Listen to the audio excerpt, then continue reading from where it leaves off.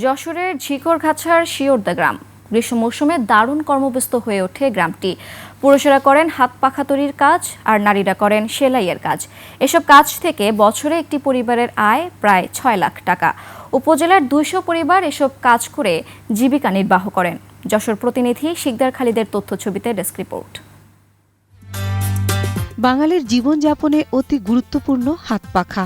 যখন বিদ্যুৎ ছিল না, প্রচণ্ড গরমে মানুষ হাঁপিয়ে উঠত, তখন হাত পাখাই ছিল শীতল হওয়ার অন্যতম ভরসা। এখনও গরমের পাশাপাশি বিদ্যুতের লোডশেডিং হলে মানুষ খুঁজে নেন হাত পাখা। বিদ্যুৎ না থাকার কারণে আমরা হাত পাখা ব্যবহার করি। যশোরের ঝিকরগাছা উপজেলার শিওরদা গ্রামের প্রায় প্রতিটি পরিবার হাত পাখা তৈরি করে। প্রায় ২০ বছর ধরে এ কাজ করছেন তারা। বাপ দাদার আগের তো করতো, সেই সূত্রে আমরা শিখেছি। একটা গাছে আমরা 10 খান করে পাতা নিতে পারি, তাই 100 গাছে 1000 পাতা হয়। হাত পাখার প্রধান উপাদান তালপাতা। প্রতিটি 20 টাকা করে তালপাতা কেনেন কারিগররা। একটি পাতায় 2টি পাখা হয়। এরপর রয়েছে বাঁশ, সুতা ও রঙের প্রলেপের কাজ। কখনো কখনো নকশাও এঁকে দেন তারা। প্রতিদিন 100 পাখা তৈরি করতে পারেন একটি কারিগর পরিবার। বছরে এ বাবদ আয় করেন প্রায় 6 লাখ টাকা।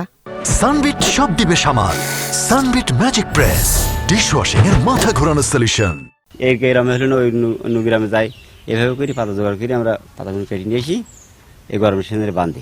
এক কান পাকা 50 টাকা বেশি, তাহলে দিনে 100 করে পাকা উঠলে আমার সেখানে 5000 টাকা বেচতে পারবো, নাই 2000 টাকা বেরোয় যাক জন খরচ এমনি। এই কুটির শিল্পটি টিকিয়ে রাখা কষ্টকর হয়ে উঠেছে স্থানীয়দের।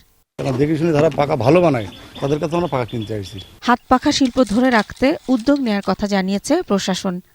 এটা একটা শিল্প আছে, এটা একটা ঐতিহ্য আছে, এটা একটা মূল্য বোধ আছে।